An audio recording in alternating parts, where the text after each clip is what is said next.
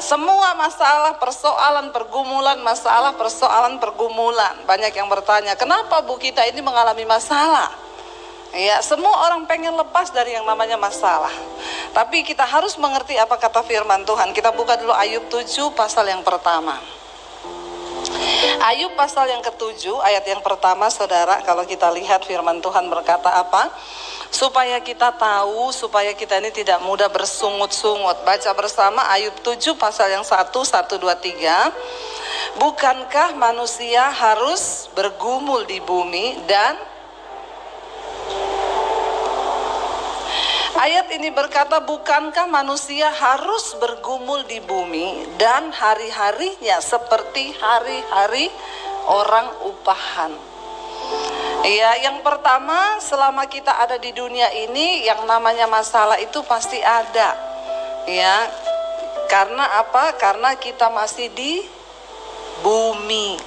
Ayat ini berkata, ya, bukankah manusia harus bergumul selama dia masih ada di bumi? Jadi kalau saudara masih punya pergumulan, itu tandanya saudara masih ada di bumi, belum pindah alamat. Makanya kalau yang terlalu banyak mengeluh, tidak menerima hidup, banyak pergumulan, lalu datang bersungut-sungut, ya saya bilang, ya sudah nggak kuat. Kalau udah nggak kuat mau pindah alamat. Ya, kalau kita masih ada di bumi, pasti ada yang namanya pergumulan. Ya, tetapi pergumulan yang bagaimana, saudara? Ada orang yang bergumul itu karena ya kebodohannya sendiri. Mari kita berdoa kalau kita ada pergumulan, ada masalah, kita bertanya kepada Tuhan, ini masalah terjadi apakah karena kesalahan saya atau karena memang Tuhan izinkan. Saya ini sudah benar lalu saya mengalami masalah. Kalau masalah itu karena kebodohan kita, maka mari kita bertobat. Ada orang itu tidak ada masalah, saudara, tapi dia jadi masalah di hidupnya. Satu kali saya pernah diketemukan sama seseorang, Bu, doain teman saya, Bu. Kenapa? Dia tuh kaya banget tapi nggak bisa menerima hidup. Lalu saya ketemu, saudara. Tapi teman saya ini dia bilang, ya apa ya? Ya kalau dibilang percaya Tuhan yang percaya, tapi ya begitulah. Jadi dia punya anak dari dia menikah pertama, saudara. Menikah pertama anaknya perempuan 3. Lalu dia tidak bisa menerima karena dia cari anak cowok. Ini loh, masalah itu sebenarnya bukan masalah tapi dijadikan masalah. Sebenarnya kan orang sudah punya anak itu kan sudah puji Tuhan ya. Karena banyak orang yang tidak punya anak, tapi tetap berkeras harus punya cowok. Akhirnya dia minta izin sama istri pertamanya, dia menikah lagi dengan harapan nanti dia punya istri yang kedua, dia punya anak, ya dia akan bisa punya anak cowok. Dari istri yang kedua dia punya anak 3 lagi. Yang pertama perempuan, yang kedua putri, yang ketiga wanita. Jadi dia punya anak 6 tapi semua perempuan. Masalah lagi, saudara, dia nggak mau. Lalu dia menikah sampai yang ketiga. Ya, menikah sampai yang ketiga, punya anak 2 tok. Yang pertama lahir wanita, yang kedua wedok, perempuan lagi. Jadi total anaknya 8 tapi semua perempuan. Lalu dia bilang sama anaknya gini deh, Papa, dia nggak terima mau menikah yang keempat, kena impoten karena dia sakit gula. Ya, karena dia berpikir dia mau coba keluar dari masalahnya dengan caranya sendiri. Lalu akhirnya seperti itu. Lalu dia bilang sama anaknya yang paling tua, gini deh, Papa kan nggak punya anak ya, nggak punya anak perempuan. Jadi Papa berharap kamu itu menikah ya sama orang laki-laki, sama laki-laki, tapi cari yang sesuai dengan suku kita, supaya Papa itu bisa anggap dia anak sendiri. Karena kalau dari suku yang lain itu pasti Papa nggak bisa anggap dia anak. Anaknya yang pertama jatuh cinta sama bule. Jatuh cinta sama bule karena bisnisnya itu join sama orang luar negeri. Dia jatuh cinta sama buyernya, yaitu bule, saudara, orang ya Kanada. Bapaknya marah lagi karena dia berharap anaknya dapat pakle, dapatnya bule, saudara. Jadi masalah, saudara, ya. Jadi masalahnya tidak pernah selesai. Sebenarnya kenapa? Ini kan sebenarnya bukan masalah. Kalau kita ini mampu bersyukur. Seringkali masalah itu kita yang buat sendiri. Ada seorang ibu datang kepada saya, "Bu, saya itu nggak bahagia loh pernikahan saya." "Kenapa? Suamimu selingkuh?" "Enggak." "Terus suamimu pelit?" "Enggak juga." "Terus kenapa? Ada masalah apa sampai ibu nggak bahagia?" "Suami saya itu nggak seperti yang saya mau. Saya tuh mau dia menyayangi saya, dia belai-belai saya." Aduh, alay lebay ya, saudara. Saya bilang, ibu itu bersyukur loh, suamimu sudah tidak selingkuh, itu sudah puji Tuhan, haleluya 12 kali. Benar nggak ibu-ibu? Amin ibu-ibu? Ini aminnya kok kurang kompak ya? Ya, karena saya ini banyak melayani ibu-ibu yang suaminya selingkuh, nggak pulang lah. Kalau itu memang ya normal lah, dia kecewa. Suami ibu selingkuh? Enggak. Suami ibu pelit? Enggak loh, nggak pelit loh. Ya, karena kalau bagi istri itu suami nggak selingkuh udah puji Tuhan. Masalah besar itu kalau suaminya juga pelit, ya. Itu masalah loh buat ibu-ibu. Amin nggak ibu-ibu? Weh, baru kompak ini aminnya. Kalau ngomong soal pelit kompak ya, amin ya. Karena banyak suami yang pelit, tapi di sini tidak ada. Wih, amin satu tok. Tidak ada yang ngaku maksudnya, ya. Saudara, ya, hidup ini tuh kita akan berjalan dengan banyak persoalan, masalah. Karena ayat ini berkata, bukankah manusia itu harus bergumul di bumi dan hari-harinya seperti orang upahan? Tapi dengar baik, keputusan kita itu akan sangat menentukan masa depan kita. Bagaimana cara kita berespon menghadapi setiap masalah itu akan menentukan. Hari ini, keadaan saya hari ini itu adalah dampak dari saya berespon di masa yang lalu. Jangan pikir, oh setelah ikut Tuhan sungguh-sungguh gak ada masalah. Siapa yang bilang ikut Tuhan sungguh-sungguh gak ada masalah? Itu sesat. Ya, saya berpikir ketika kita ikut Yesus tidak ada masalah. Salah, saudara. Untuk berjalan di dalam panggilan, tadi pagi suami saya bersaksi, saudara, kami ini melayani Tuhan. Saya itu terima Tuhan Yesus tahun 95. Ya, papi saya haji, kakek saya ustadz. Di Poso saya lahir. Jadi jangan main-main dengan saya. Saya ini orang Poso, saudara. Ya, lalu saya itu dilahirkan di Poso. Saya bertobat tahun 95. Singkat cerita, saya mau bunuh diri. Lalu saya terima Tuhan Yesus. Ketika di dalam kegalauan saya bertanya, Tuhan, apakah Engkau itu ada? Kalau memang Tuhan itu ada, tunjukkan dirimu kepada saya secara pribadi. Lalu ketika saya mau bunuh diri, Tuhan datangi saya secara pribadi, saudara. Dan disitulah saya menerima Yesus sebagai Tuhan dan Juru Selamat di dalam hidup saya. Jadi saya menjadi Kristen itu bukan KTP. Karena orang tua Kristen lalu saya jadi Kristen. Saudara yang hanya menjadi Kristen hanya karena orang tuamu Kristen, saudara perlu berdoa supaya engkau mengalami Tuhan secara pribadi dan engkau menerima Tuhan di dalam hidupmu. Karena tidak semua orang Kristen sudah berjumpa dengan Tuhan Yesus. Tidak semua, saudara, ya, enggak semua. Tidak semua orang Kristen masuk surga. Hanya mereka yang sudah mengalami Tuhan secara pribadi yang akan bisa benar-benar memperoleh kehidupan yang kekal. Karena kalau engkau cuma jadi Kristen karena orang tuamu Kristen, nah engkau perlu berdoa, saudara. Lalu saya mengalami Tuhan secara pribadi tahun 95 ketika saya mau bunuh diri, saya berjumpa Yesus. Di situ Tuhan ubahkan titik balik dari hidup saya. Tapi saya tidak menyangka, saya pikir ikut Yesus enak, saya pikir ikut Yesus senang, saya pikir ikut Yesus, wah pokoknya semuanya haleluya puji Tuhan 12 kali. Tapi ketika saya terima Yesus, tantangan pertama datang dari keluarga saya mau dibunuh sama orang tua saya. Lalu singkat cerita saya diusir dari keluarga saya tahun 96. Saya disuruh memilih. Kalau kamu pilih Yesus, kata papi saya, kamu pilih Yesus, kamu pilih keluarga atau Yesusmu. Kalau kamu pilih Yesus, angkat kaki dari rumah ini dan jangan anggap kamu punya keluarga lagi. Dan kalau kamu mau tinggalkan keluarga, papi saya bilang, satu, jangan bawa ijazah ya. Yang sekolahin kamu tuh saya mau lihat. Kalau kamu nggak bawa ijazah, saya mau lihat Yesus kasih makan kamu pakai apa. Ya, dan itu menjadi sebuah tantangan bagi saya.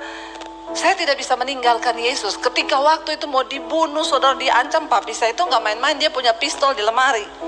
Jadi saya ketakutan tiap hari, saudara. Tapi ya itu yang Rasul Paulus maksud, tidak ada satu orang pun yang bisa pisahkan kita dari kasih Kristus kalau kita sudah mengalami Tuhan. Di sini loh saudara, kuncinya kenapa kita harus mengalami Tuhan, supaya kita iman itu nggak mudah goyah. Ada kan orang cuma karena jodoh tinggalin Yesus, cuma karena jabatan tinggalin Yesus. Ya ada yang bilang, Bu itu artis dulu Kristen, sekarang ya itu berarti dia belum ketemu Tuhan. Kalau orang sudah ketemu Tuhan, dia akan berkata seperti Rasul Paulus bilang, tidak ada satupun yang bisa pisahkan aku dari kasih Kristus. Entah itu kelaparan, ketelanjangan, atau aniaya sekalipun, nyawa pun taruhannya tidak akan bisa pisahkan kita dari kasih Kristus. Itu yang saya alami. Saya diancam, mau dibunuh, mau apa semua, tapi saya jalani dengan air mata dalam penganiayaan. Lalu tahun 95 saya terima Yesus, 96 saya diusir. Saya tinggalkan kota Poso, saya ke kota Palu, saudara, cuma bawa beberapa pakaian. Tanpa uang 1 sen pun, saya nginep di kos-kosan di tempat sepupu saya. Untuk bisa numpang makan, numpang tinggal di kos-kosan, saya cuci baju anak-anak kos, saya nyapu, nyetrika, ngepel. Itu tidak pernah saya lakukan sebelumnya. Tapi Tuhan suruh dan Tuhan izinkan. Makanya orang kalau ikut Yesus itu harusnya menderita. Kalau saudara belum menderita, berarti saudara belum sungguh-sungguh ikut Yesus. Bilang amin dong. Gak usah melongo kayak gitu sama saya, dengan tatapan yang aneh. Ya, kalau saudara belum menderita, berarti engkau belum sungguh-sungguh ikut Tuhan Yesus. Kenapa? Ikut Yesus itu harus menderita. Yesus bilang, barang siapa yang akan ingin jadi muridku, yang pertama sangkal dirimu, pikul salibmu, lalu ikut aku. Menyangkal diri itu enggak enak, saudara. Kita bisa balas, tapi kita nggak boleh balas. Enak nggak? Orang bikin jahat sama kita, kita bisa balas loh. Bisa banget saya balas. Tapi tidak boleh membalas. Itu kira-kira menderita nggak, saudara? Menderita loh. Kita harus menyangkal daging kok. Saya loh bisa bikin jahat sama dia, balik bisa. Tapi Tuhan kok suruh saya doain dia. Bagi saudara itu menderita? Menderita loh. Nah kalau saudara belum sampai di titik itu, berarti engkau belum sungguh-sungguh menjadi murid Kristus. Makanya jangan pernah mimpi ikut Yesus seneng, ikut Yesus bahagia. Engkau terlalu banyak nonton iklan tentang kekristenan. Karena banyak pendeta-pendeta yang suka ngomong dan khotbah soal iklan-iklan yang manis tentang kekristenan. Ikut Yesus seneng, pokoknya ikut Yesus begini, ikut Yesus. No. Syarat mengikuti Yesus, sangkal dirimu, pikul salibmu, ikut dia. Kalau engkau tidak mampu menyangkal dirimu, engkau nggak mau pikul salibmu, maka jangan ikut Yesus. Mematikan kedagingan itu tidak enak, saudara. Ya loh, kita ini berhak loh membenci dia karena dia jahat sama saya, Bu. Tapi Yesus bilang kamu tidak boleh benci. Doakan dia, mintalah berkat. Amin. Ya, kita orang benci sama kita bisa loh. Ada orang datang, Bu, saya itu kepahitan, Bu. Bagaimana supaya saya nggak kepahitan? Ya doakan, kan Tuhan udah bilang. Kalau engkau berdoa, minta berkat bagi dia, maka engkau nggak mungkin kepahitan lagi. Karena engkau mendoakan dia. Kenapa kita harus berdoa memberkati orang yang menyakiti kita? Itu penawar racun kepahitan bagi hidup kita. Saya sih berdoa, Bu, bagi dia, Bu. Tapi saya berdoa, Tuhan balaskan dia lipat kali ganda, Tuhan. Dikutuk 7 turunan dalam nama Yesus. Celaka mati. Nah itu kita doanya begitu ya. Tapi nggak boleh. Jadi itu daging, saudara, yang harus kita kalahkan ketika kita mulai ikut Yesus. Ada banyak hal yang dulu bisa aku lakukan, sekarang nggak bisa. Saya mengikut Tuhan, akhirnya saya mulai masuk dalam panggilan. Saya berjalan di dalam panggilan tahun 96, saya keluar dari rumah 97, saya masuk sekolah Alkitab di Makassar. Ya, lalu 1 tahun saya diproses di tempat kos-kosan. Saya berdoa puasa, saudara. Lagi doa puasa di tempat kos-kosan itu, saya dapat penglihatan. Saya berdiri di depan ribuan orang, saudara. Lalu saya berkhotbah. Waktu berdoa itu, begitu buka mata, amin, pakaian kotor. Tidak seindah di dalam hadirat Tuhan loh. Begitu amin, buka lihat kenyataan. Ya ampun, kenyataannya begitu. Tahun 96 itu saya alami, saya terima janji Tuhan. Bangsa-bangsa akan menanti pengajaranmu, pulau-pulau menanti pengajaranmu. Buka mata, piring kotor, kain pel di kos-kosan. Mana janji-janji Tuhan itu? Saya ikut Yesus dari tahun 95, isinya menderita, terus menderita. Tapi saya mau bersaksi sama saudara, hari ini semua yang Tuhan janjikan itu digenapi di dalam hidup saya. Tidak ada satupun yang tidak Dia genapi. Ketika apa, saudara? Waktu kita dalam pergumulan, biar matamu itu terus tertuju kepada Yesus. Siapa yang bisa menggagalkan rencana Tuhan atas hidup kita? Kita sendiri. Karena kita lari dari panggilan itu. Karena kita berespon dengan tidak benar. Mari berespon dengan benar dalam setiap persoalan hidupmu. Jalani satu demi satu. Taat pada Tuhan, taat pada firman-Nya. Hari ini saya melihat, saudara, benar itu digenapi. Ya, saya pelayanan sekarang di YouTube channel saya, itu Debbie Basir TV. Buat yang belum subscribe, tolong subscribe, like, komen, dan share. Berapa banyak yang ikut channel saya, yang ikut mesbah doa, mesbah syukur tiap hari ini? Ada yang belum, yang lainnya yang belum bertobat. Saudara, saya melihat bagaimana Tuhan membalikan keadaan. Ini yang banyak yang belum ikut. Jadi makanya saya mau bersaksi. Mungkin ada yang sudah dengar kesaksian saya. Awal pandemi terjadi, saya dan suami saya ini kami hidup melayani Tuhan full time, tapi kami tidak dapat gaji dan kami tidak full time di satu gereja.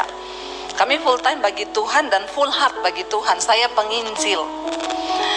Jadi kita pelayanan ya hidup dengan iman, saudara. Tiba-tiba pandemi datang. Semua jadwal di cancel, saya pun tidak ada pelayanan. Tapi 2019 saya itu dapat pernyataan dari Tuhan. Tahun depan, kata Tuhan, ketika saya berdoa, terserahlah orang mau bilang kata Tuhan, kata Tuhan. Kalau saudara sudah nggak percaya Tuhan ngomong, makanya Anda orang yang sangat malang dan kasihan. Saya percaya Tuhan masih bicara. Buat apa kita nyembah Tuhan yang nggak bisa bicara? Buat apa kita nyembah Tuhan yang tidak bisa ngomong dan menuntun kita? Karena ada orang bilang, itu hamba Tuhan gampang banget ya ngomong Tuhan ngomong, Tuhan ngomong. Lah kalau lu gak dengar suara Tuhan, terus lu dengar suara siapa? Kalau gak dengar suara Tuhan, berarti dengar suara setan. Kan di dunia ini cuma dua kan, Tuhan sama setan.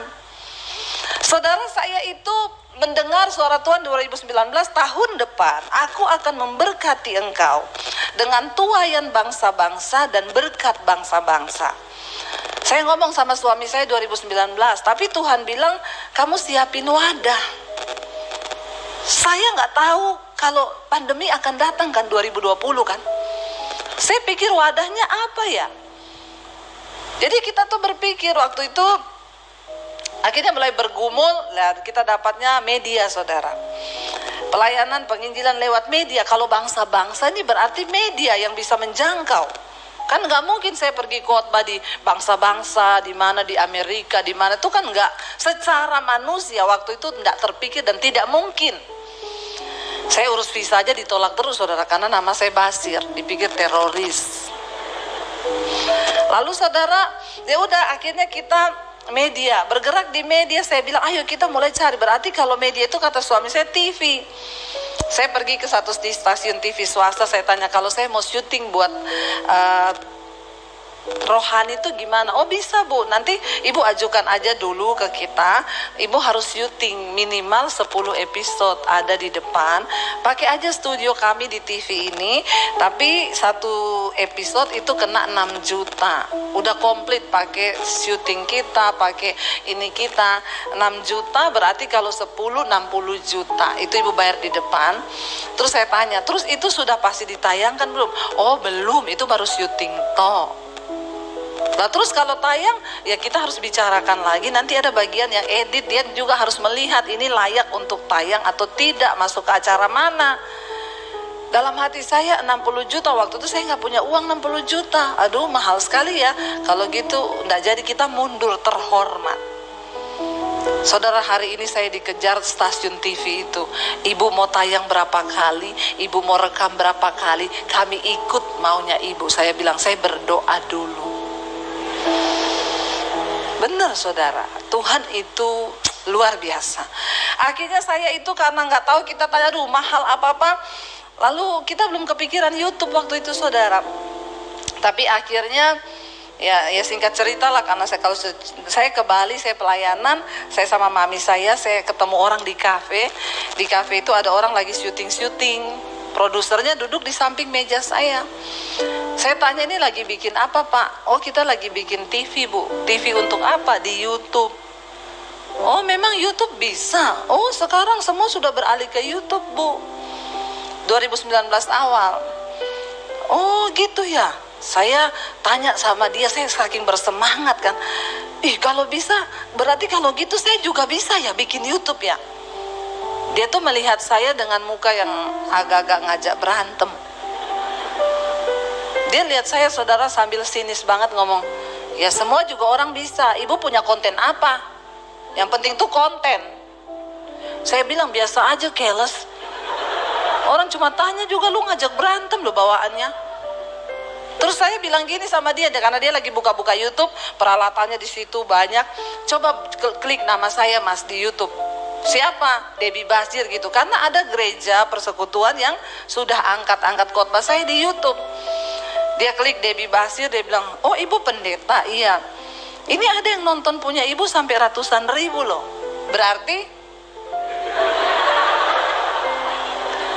Berarti ibu sudah lumayan punya nama di YouTube. Bikin aja Bu. Berarti bisa saya. Bisa Bu. Baru mukanya itu, memang dunia itu membutuhkan pembuktian saudara. Akhirnya saya ya sudah, saya pulang ngomong ke suami saya dapat kayaknya ini suami saya itu garu-garu kepala sambil ngomong, opo meneh iki, opo meneh YouTube. Saya itu punya channel YouTube sudah dari 2018 apa 2017, tapi nggak pernah dipakai, cuma punya aja. Ya udah ini dibikin jadi apa, DBTV ya. Ya udah kita syuting, kata suami saya, beli kamera dari mana? Kita nggak punya uang, kita nggak punya ini. Pokoknya apa yang ada, kata itu Mas bisa kok kita syuting pakai iPhone juga bisa. Jadi dulu kalau syuting cari kafe-kafe yang lightingnya pakai matahari. Jadi keringetan saudara. Mulailah syuting, apa yang bisa disyuting pokoknya naik dulu lah, Debbie Basir TV naik, ada channel YouTube. Lalu saudara, akhirnya saya mulai bikin khotbah-khotbah.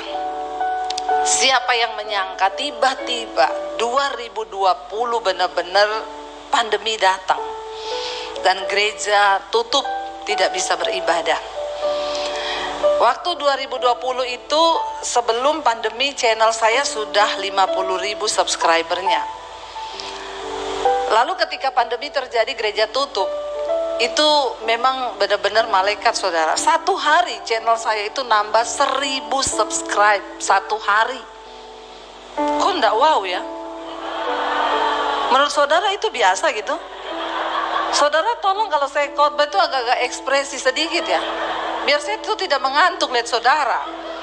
Ya semua tuh mukanya itu kosong, tatapannya itu kayak tidak bersemangat gitu ya. Kalau lihat gitu, wow. Coba saudara bikin channel YouTube, coba. Saudara pikir cari subscribe itu gampang? Benar apa benar? Nah, baru iya ngomong wow dong itu, wow.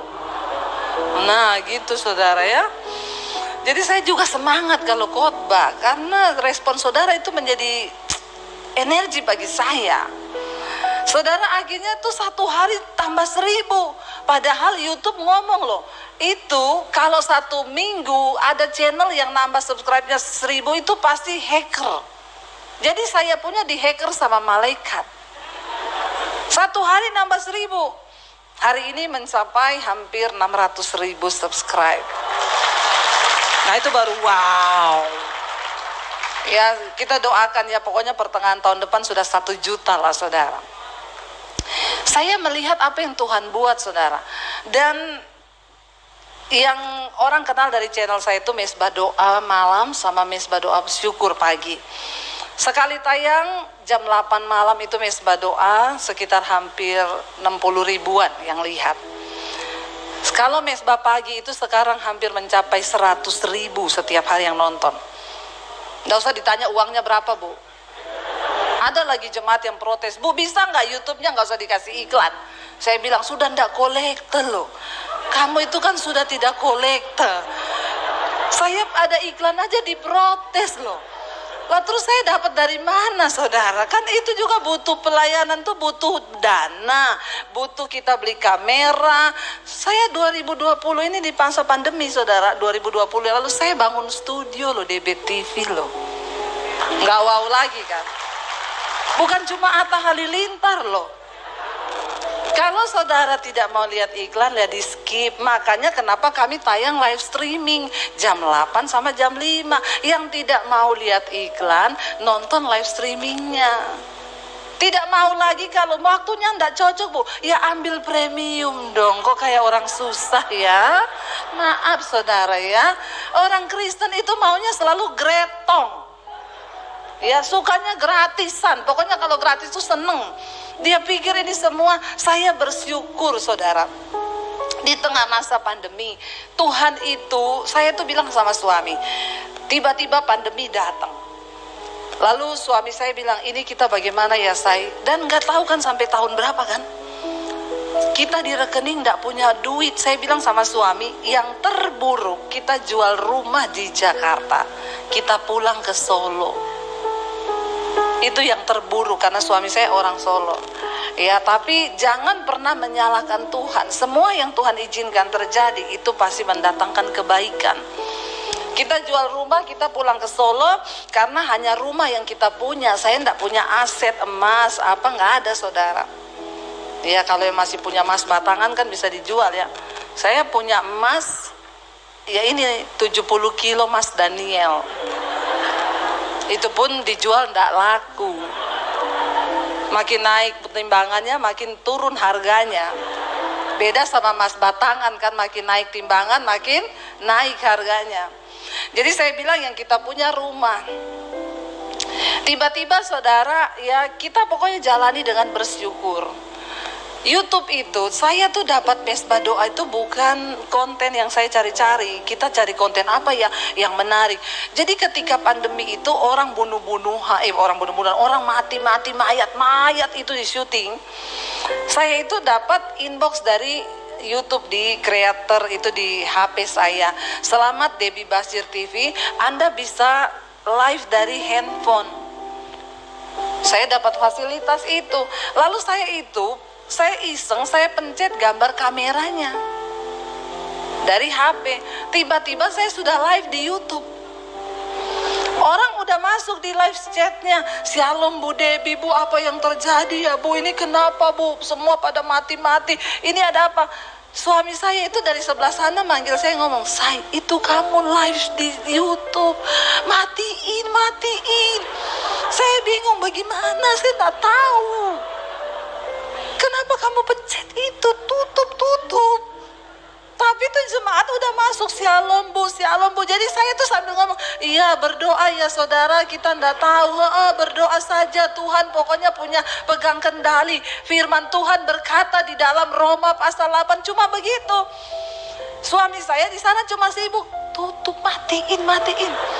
Karena di kamar saudara. Nah dia lagi di keyboard, saya bilang daripada lu begitu, main musik, main cepet.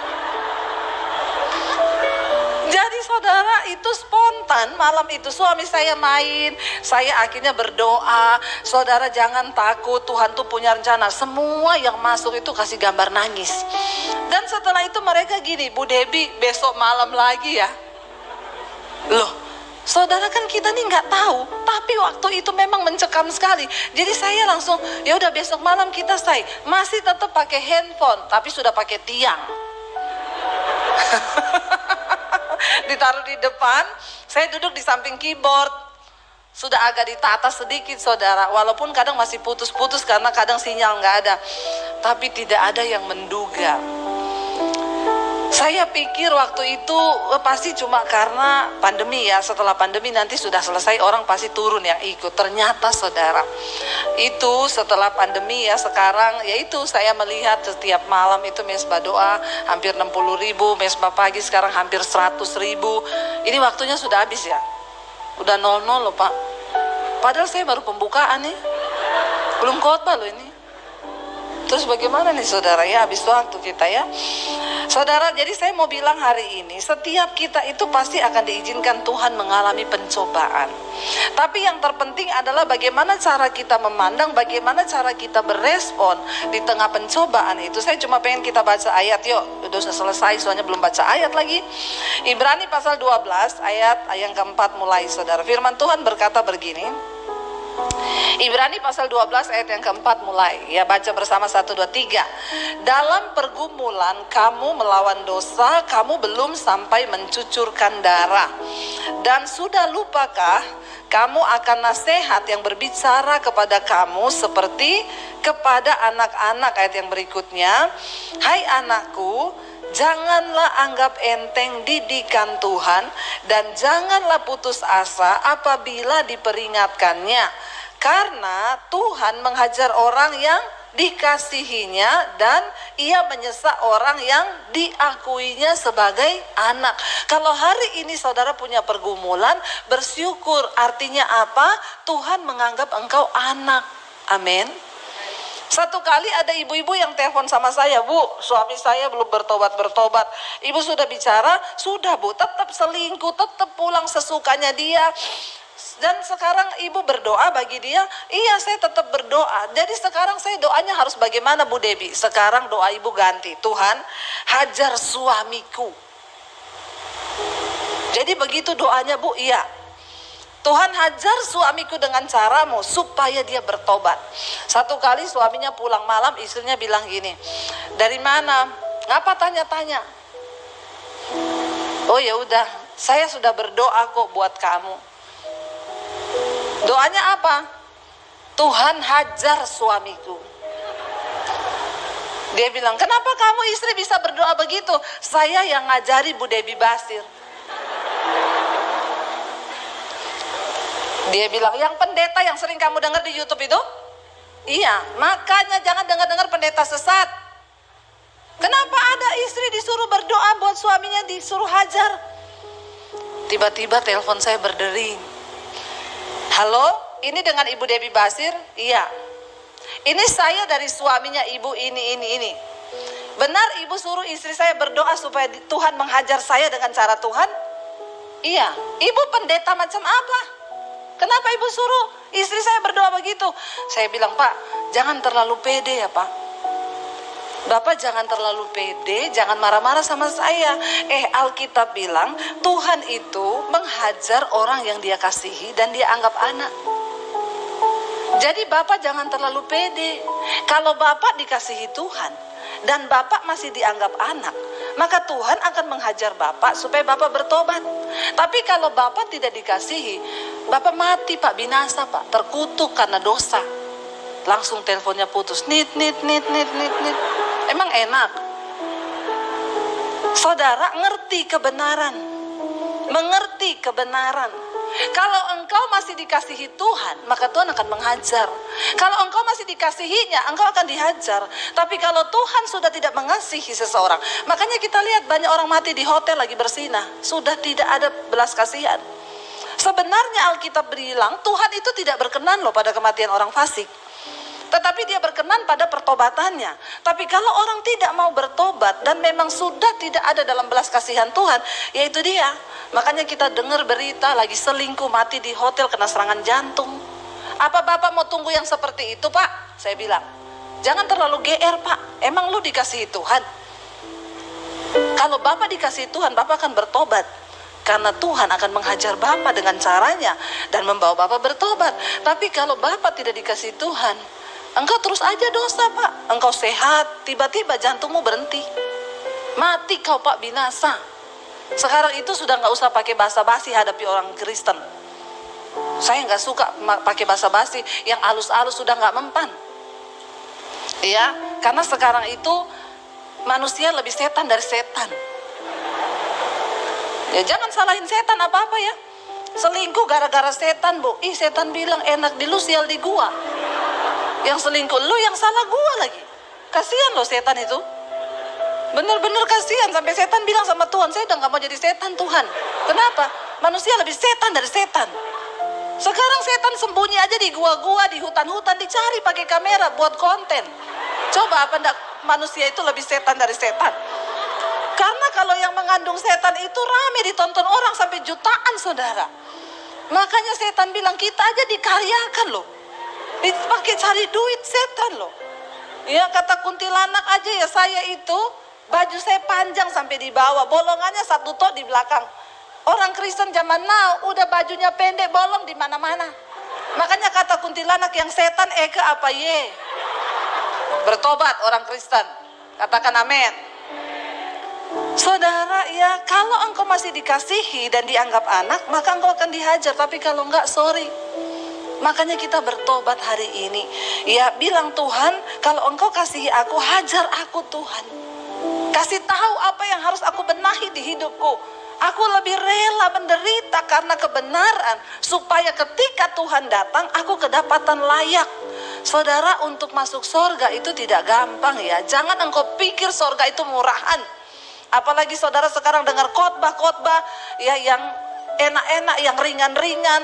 Untuk masuk sorga, sorry, Anda mau masuk istana presiden aja itu tidak mudah loh. Benar apa benar?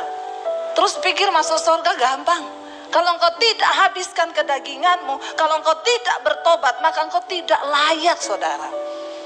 Bukan orang yang berseru padaku Tuhan, Tuhan yang akan masuk dalam kerajaan sorga, kata Yesus. Hanya mereka yang melakukan kehendak Bapa.